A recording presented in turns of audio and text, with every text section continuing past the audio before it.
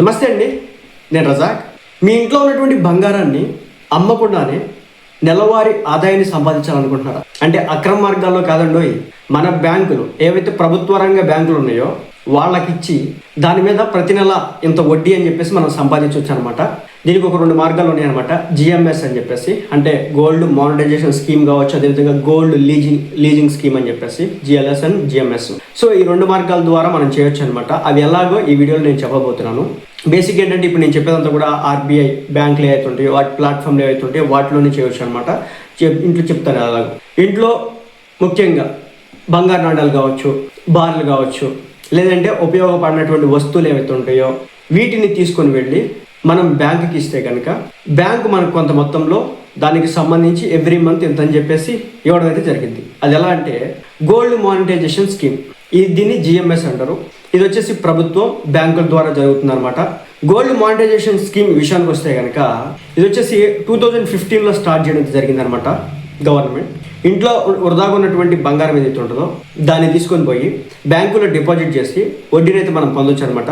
దీనికి వచ్చేసి ఆర్బీఐ బ్యాంకులు ఆర్బీఐ ఏదైతే ఉందో ఈ బ్యాంకులన్నిటి కూడా గైడ్ చేయడం అయితే జరుగుతుంది. ఆర్బీఐ అంటే reserve bank of India guide చేయడం అయితే జరుగుతుంది. నేను దీనికి రీసెంట్ అప్డేట్ ఏంటంటే 2025 మార్చ్ 26 నుంచి ఒక అప్డేట్ ఇవ్వడం జరిగింది అనమాట. మొత్తం దీంట్లో 3 టర్మ్స్ ఉంటాయి అనమాట. ఒకటి షార్ట్ టర్మ్ డిపాజిట్, అలాగే రెండోది వచ్చేసి మీడియం టర్మ్ డిపాజిట్, మూడోది వచ్చేసి long term deposit. Short term deposit విషయానికి వస్తే ఇంకా 1 సంవత్సరం నుంచి 3 సంవత్సరాల వరకు మన బంగారాన్ని బ్యాంకులో పెట్టి దాని మీద వచ్చేటువంటి వడ్డీని తీసుకోవచ్చు. అలాగే మీడియం టర్మ్ వచ్చేసి 5 to 7 years వరకు ఉంటుంది. లాంగ్ టర్మ్ వచ్చేసి 12 to 15 years వరకు ఉంటుంది. ఈ మధ్య కాలంలో మీడియం టర్మ్ అయితే అలాగే లాంగ్ టర్మ్ని కొంత నిలిపేసినట్టు తెలుస్తుంది. అయితే ఏంటంటే ఆయా బ్యాంకుల దగ్గరికి వెళ్ళి మీ దగ్గర ఉన్నటువంటి గోల్డ్ బార్స్ కావచ్చు, గోల్డ్ బిస్కెట్స్ కావచ్చు, లేదంటే ఉపయోగపడినటువంటి బంగారాన్ని తీసుకెళ్ళి వాళ్ళకి ఇస్తే కనుక వాళ్ళు చెప్తారనమాట. సో షార్ట్ టర్మ్ పెట్టాలా, లాంగ్ టర్మ్ పెట్టాలా, మీడియం టర్మ్ పెట్టాలని చెప్పేసి. ఒకవేళ ఇంతకుముందు వచ్చేసి బ్యాంకుల దగ్గర నుంచే మనం మీడియం టర్మ్లో పెట్టినా లాంగ్ టర్మ్లో పెట్టినా 2.25% దగ్గర నుంచి 2.50% వరకు మనకు వడ్డీలు అయితే వాళ్ళు ఇచ్చేవాడు అనమాట. అయితే ఇప్పుడు కొంచెం తగ్గడం జరిగింది. ప్రస్తుతానికి వచ్చేసి 2026 ప్రకారమే చూసుకుంటే కనుక ఎస్బీఐ కావచ్చు, స్టేట్ బ్యాంక్ ఆఫ్ ఇండియా కావచ్చు, ఐఓబి బ్యాంక్ కావచ్చు, అలాగే బ్యాంక్ ఆఫ్ బరోడా కావచ్చు, ఇలాంటి బ్యాంకులన్నీ కూడా షార్ట్ టర్మ్కి గాను 1 సంవత్సరానికి సుమారుగా 0.50% పర్ యానం ఇవ్వడం అయితే జరుగుతుంది. అదే 1 నుంచి 2 సంవత్సరాలు అయితే కనుక 0.55% వరకు పర్ యానం ఇవ్వడం జరుగుతుంది. అలాగే 2 నుంచి 3 సంవత్సరాలు ఉన్నట్లయితే కనుక దాదాపు 0.60% వరకు పర్ యానం ఇవ్వడం అయితే జరుగుతుంది. కొన్ని బ్యాంకులు అయితే 0.1% వరకు కూడా ఉంటాయట. ఆ బ్యాంకులు ఏంటో తెలుసుకుని అక్కడికైతే మనం వెళ్ళి చూడాల్సి ఉంటుంది అనమాట. అయితే ఇది ఎలా పనిచేస్తుంది? మనం బ్యాంకులో మన బంగారాన్ని పెట్టాలంటే మినిమం మన దగ్గర ఉండాల్సినటువంటి బంగారం 10 గ్రాములు. సో అంతకంటే ఎక్కువ కూడా ఉండొచ్చు. ఏవైతే ఆ ఆభరణాలు ఉంటాయో, ఆ బార్లు ఉంటాయో, ఆ నాణ్యాలు ఉంటాయో అవి తీసుకెళ్ళి ముందుగా మీరు బ్యాంకులో డిపాజిట్ చేయాలి. మీరు డిపాజిట్ చేస్తే దాన్ని వాళ్ళు మెల్ట్ చేసి స్టాండర్డ్ బార్గా మారుస్తారు. అర్థమైందా? సో మీరు ఆ బ్యాంక్లోకి ఆ కాయిన్స్ కావచ్చు, ఆ బార్ కావచ్చు కానీ ఇస్తే కనుక దాన్ని మొత్తాన్ని కలిపి ఒక బార్గా వాళ్ళు తయారు చేస్తారు. మీకు ఒక సర్టిఫికేట్ కూడా వాళ్ళు ఇవ్వడం అయితే జరుగుతుంది అనమాట. ఓకే, ఇక వడ్డీ వచ్చేసి రూపాయలు ఇస్తారు. డిపాజిట్ సమయంలో మీ బంగారం ఏదైతే ఉందో దాని వాల్యూ పరంగా మీకు అనేది వడ్డీ రావడం అయితే జరుగుతుంది. మెచ్యూరిటీలో బంగారము లేదంటే క్యాష్గా కూడా మనం తీసుకోవచ్చు అనమాట. ఇది వచ్చేసి 100% జెన్యూను. మన బ్యాంకులు ఇంతకుముందు చెప్పారు కదా, ఎస్బీఐ కావచ్చు, ఐఓబి కావచ్చు, బ్యాంక్ ఆఫ్ బరోడా కావచ్చు, ఇలా ప్రభుత్వ రంగానికి సంబంధించిన బ్యాంకులు ఏవైతే ఉంటాయో వాటిలో మనం ఇది ఇన్వెస్ట్ చేయడం ద్వారా నష్టం అనేది వీలైనంత వరకు ఉండదు అనమాట. ఓకే, దీని లాభాల విషయాన్ని చూసుకుంటే కనుక ఇది చాలా సురక్షితం అనమాట. చాలా సురక్షితమైన ఇన్వెస్ట్మెంట్. అలాగే బంగారం ధర పెరిగితే కనుక మీకు ఆ బంగారం వాల్యూ పెరిగింది, ప్లస్ ఏంటంటే వడ్డీ కూడా పెరిగింది. అలాగే వడ్డీపై ఆదాయపు పన్ను ఏదైతే ఉంటుందో, క్యాపిటల్ గెయిన్ ట్యాక్సెస్ ఏవైతే ఉంటాయో అవి కూడా కొన్ని కేసులు ఉండవు అనమాట. కానీ ఇక్కడ ఒక నష్టాలు కూడా ఉంటాయి. మరి పాజిటివ్సే చెప్పాం, మరి నష్టాలు చెప్పమంటే నష్టాలు కూడా నేను చెప్తాను. వడ్డీ అనేది చాలా తక్కువ ఇస్తారు, 0.50% మాత్రమే. నేను ఇక్కడ క్లారిటీగా చెప్పే ప్రయత్నం చేస్తాను, ఎక్కడ దాపరికం లేదు. ఏదైతే మన ఇంట్లో ఉండిపోయినటువంటి బంగారు నాణ్యాలు కావచ్చు, బంగారపు బార్లు కావచ్చు, అలాగే ఉపయోగపడినటువంటి బంగారు ఆభరణాలు కావచ్చు, వాటిని తీసుకెళ్లి బ్యాంకుకి ఇస్తే బ్యాంక్ వాళ్ళు దాన్ని ఒక బార్గా తయారు చేసి దానికి ఒక సర్టిఫికేట్ క్రియేట్ చేసి అది మనకి ఇచ్చి, సో ఇది మీ బంగారం ఇంత పెట్టారని చెప్పేసి వాళ్ళు చెప్తారు. నేను ఎక్కడ దాపరికం చేయలేదు. ఇది 100% జెన్యూన్, బ్యాంకుల ద్వారానే జరుగుతుంది. దీంట్లో లాభాలు ఎట్లా చెప్పాను, నష్టాలు కూడా చెప్తాను. నష్టం ఏంటంటే తక్కువ వడ్డీ రేట్ అయితే రావడం జరిగింది మనకి. ఎందుకంటే ఇంట్లో పెట్టుకుంటే, బీరువాలు పెట్టుకుంటే నెంబర్ 1 సేఫ్టీ తక్కువ, ఎప్పుడు ఏదైనా జరగవచ్చు నెంబర్ 1. నెంబర్ 2 ఏంటంటే ఆ బార్స్ అవి పెట్టుకున్నంత మాత్రం మనకు యూజ్ కూడా లేదు.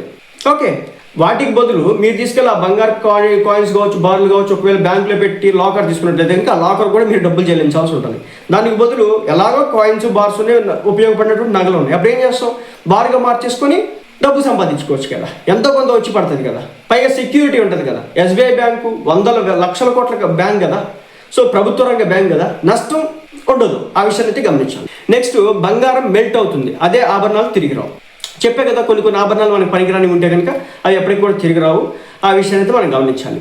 అయితే దీనికి లాక్-ఇన్ పీరియడ్ అయితే ఉంటుంది, ఆ విషయాన్ని గమనించాలి. చెప్పే కదా, long term, short term, medium term అని చెప్పినా కదా, లాక్-ఇన్ పీరియడ్ ఉంటుంది. ఆ లాక్-ఇన్ పీరియడ్ బట్టి మనం చేసుకోవాల్సి ఉంటుంది. ఇక రెండోది వచ్చేసి గోల్డ్ లీజింగ్ స్కీమ్. ఇది వచ్చేసి ప్రైవేట్ వ్యక్తులు అనమాట. ఇది ప్రైవేట్ యాప్ల ద్వారా చేస్తుంది, అలాగే ఫిన్టెక్ల ద్వారా కూడా మనం చేయడం అయితే జరుగుతుంది. ఈ గోల్డ్ లీజింగ్ స్కీమ్స్ అంటే ఏంటి? స్కీమ్ అంటే ఏంటంటే బేసిక్గా మనం బంగారం కొనేటటువంటి షోరూమ్స్ ఉంటాయి, స్టోర్స్ ఉంటాయి, వాళ్ళు వీటిని ఆఫర్ చేస్తూ ఉంటారు. మీరు గమనించాల్సిన విషయం ఏంటంటే వాళ్ళు జెన్యూన్ అని మీకు తెలియాలి.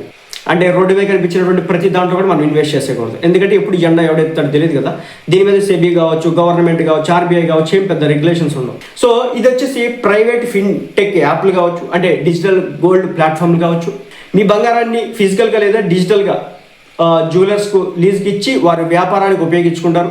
మీరు అదనపు బంగారాన్ని గ్రాముల్లో మీరు సంపాదించుకోవడం జరుగుతుంది. అయితే దీని రిటర్న్స్ ఎలా ఉంటాయి? ఈ ఇయర్ 2026 ప్రకారం బ్యాంకులో అయితే మనకి 0.50 to 0.60 కదా, దీంట్లో వచ్చేసి 2% నుంచి 5% వరకు ఇవ్వడం అయితే జరుగుతుంది. కొన్ని ప్లాట్ఫామ్లో వచ్చేసి 4 to 6% వరకు కూడా వాళ్ళు ఆఫర్ చేస్తూ ఉన్నారు. అలాగే దీనికి వచ్చేసి రకరకాలు ఉన్నాయన్నమాట, మై గోల్డ్, సేఫ్ గోల్డ్, అవన్నీ నేను చెప్పను. సరే, మీరు చెక్ చేసుకొని కావాలనుకుంటే కనుక చాలా రకాలు అయితే ఉంటాయి అనమాట. మీరు గూగుల్లోనో లేకపోతే ఏదైనా ఫినాన్షియల్ దీనికి సంబంధించిన నాలెడ్జ్ ఉన్న వాళ్ళు మీరు అడగవచ్చు అనమాట, వాళ్ళు చెప్తారు. సో టోటల్ రిటర్న్ వచ్చేసి బంగారం ఎలాగో పెరుగుదల ఉంటుంది కాబట్టి దాన్ని బట్టి మీకు రిటర్న్ ఉంటుంది, ప్లస్ ఏంటంటే లీజ్ రిటర్న్ ఉంటుంది అనమాట. సో ఈ విధంగా అయితే మీరు సంపాదించవచ్చు. ఈ లాభాలు చూసుకున్నట్లయితే కనుక దీంట్లో బాగానే ఉంటుంది. జిఎంఎస్ కంటే ఏదైతే గోల్డ్ మానిటైజేషన్ స్కీమ్ కంటే కూడా దీంట్లో రిటర్న్స్ అనేవి చాలా ఎక్కువగా ఉంటాయి. నెంబర్ 1. నెంబర్ 2 ఏంటంటే అమ్మకుండానే బంగారం అనేది పెరుగుతుంది. నెంబర్ 2. నెంబర్ 3 ఏంటంటే డిజిటల్ గోల్డ్ లెక్క, అంటే యాప్ల ద్వారా కూడా మనం ఈ బంగారాన్ని అమ్మవచ్చు అనమాట. నెంబర్ 3. నెంబర్ 4 ఏంటంటే ఫ్లెక్సిబుల్ టెన్యూర్స్, కొన్ని నెలల నుంచి సంవత్సరాల వరకు మాత్రమే ఉంటుంది. బట్ దాంట్లో వచ్చేసి ఏంటంటే జిఎంఎస్లో వచ్చేసి ఏంటంటే పక్కాగా లాక్-ఇన్ పీరియడ్ అనేది ఉంటుంది. నష్టాలు చూడాలి ఎప్పుడైనా సరే. నేను పాజిటివిటీస్ కంటే కూడా నెగిటివ్స్ని చెప్తాను అనమాట. ఏమంటే ప్రభుత్వ గ్యారంటీ ఎక్కువ ఉండదు, జిఎంఎస్లో ప్రభుత్వ గ్యారంటీ ఉంటుంది. ఎందుకంటే ప్రభుత్వ రంగానికి సంబంధించినటువంటి బ్యాంక్ దాంట్లో ఇంక్లూడ్ అయి ఉంటుంది, ఆ బంగారాన్ని వాళ్ళు చేస్తారు కాబట్టి. అయితే ఎక్కడ కూడా ప్రభుత్వ ఇంటర్వెన్షన్ అనేది ఉండదు. ప్లాట్ఫామ్, జ్యువెలరీ, ట్రస్ట్ మీద మనం ఆధారపడి దీన్ని చేయాల్సి ఉంటుంది. ఇంతకుముందు చెప్పినా కదా, మనకు సంబంధించిన గోల్డ్ స్టోర్స్ ఉంటాయి కదా, వాళ్ళు ఆఫర్ చేస్తూ ఉంటారు ఇలాంటివి. సో ఇలా ఆఫర్ చేసినప్పుడు మనం అలా ఇవ్వచ్చు అనమాట. రిస్క్ ఉంటుంది. ప్లాట్ఫామ్ డిఫాల్ట్ అయితే మాత్రం నష్టం అయితే జరుగుతుంది. కొన్నిసార్లు గోల్డ్ స్టోర్స్ అవుతుంటే వాటిని జెండా అయితే వేస్తున్నారు అనుకోండి, అయిపోయాయి. ఆ విషయాన్ని గమనించాలి. అలాగే ఇది రెగ్యులేటెడ్ కాదు, రిజర్వ్ బ్యాంక్ ఆఫ్ ఇండియానో సెబీ అవి ఫుల్ కంట్రోల్ అయితే వీటి మీద అయితే లేదు. ఆ విషయాన్ని కూడా మీరు గమనించాల్సి ఉంటుంది. సో ఇంకో ఇతర ఆప్షన్స్ ఉంటాయి అంటే ఇంకో కొన్ని ఆప్షన్స్ అయితే ఉంటాయి అనమాట. వాటి విషయానికి వెళ్తే కనుక గోల్డ్ లోన్, ఇదొక సెక్యూర్డ్ లోన్ అని చెప్పొచ్చు. అంటే మీ దగ్గర ఉన్నటువంటి బంగారు ఆభరణాలు ఏదైతే ఉంటాయో ఈ ఫైనాన్షియల్ సంస్థలో తాకట్టు పెట్టి డబ్బు తీసుకోవచ్చు అనమాట. అంటే మనం బ్యాంకులో తాకట్టు పెట్టి డబ్బు తీసుకోవచ్చు. దీనివల్ల ప్రయోజనం ఏంటంటే బంగారు ఆభరణాలపై మీ యాజమాన్య హక్కులు మీకే ఉంటాయి. మీరు తీసుకున్నటువంటి అప్పు ఏదైతే ఉందో ఆ అప్పుకి వడ్డీ కడితే మీరు సరిపోతుంది. 9% వరకు ఇంట్రెస్ట్ రేట్ వేస్తాడు ఎస్బీఐ వాళ్ళు అయితే కనుక. సో మీ నగలు అనేది సురక్షితంగా ఉంటాయి, వాటిని రోల్ ఓవర్ కూడా చేసుకోవచ్చు. ఆ విషయాన్ని కూడా ఇది అందరికి కూడా తెలిసినటువంటి అంశమే. సో పర్సనల్ లోన్స్తో పోలిస్తే కనుక గోల్డ్ లోన్పై వడ్డీ రేట్లు అనేవి చాలా తక్కువగా ఉంటాయి. ఎందుకంటే బ్యాంకుల్లో మీ బంగారం ఏదైతే ఉందో దాన్ని సెక్యూర్గా పెడతారు కాబట్టి దీనివల్ల పిల్లల చదువులపైన కావచ్చు, ఇంటి మరమ్మతులకైనా లేదా ఇతర అత్యవసర ఖర్చులకైనా దీర్ఘకాలిక పొదుపును ముట్టుకోకుండానే నిధులు సమకూర్చుకోవచ్చు. సో ఇదనమాట. ఓవరాల్గా అయితే మన దగ్గర ఉపయోగపడినటువంటి బంగారం లాకర్లో మురుగుతూ ఉంటే కనుక ఈ మార్గాల ద్వారా మనమైతే డబ్బు సంపాదించుకోవచ్చు అనే విషయాన్ని అయితే గమనించాలి. ఇంకొక ఫైనల్గా నేను చెప్పేది ఏంటంటే వీలైనంత వరకు ప్రభుత్వం ఏదైతే మనకి అథారిటీ ఉంటుందో వాటి ద్వారా వెళ్తే కనుక మనకి ఎలాంటి ఇబ్బందులు ఉండవు అనే విషయాన్ని కూడా గమనించాలి.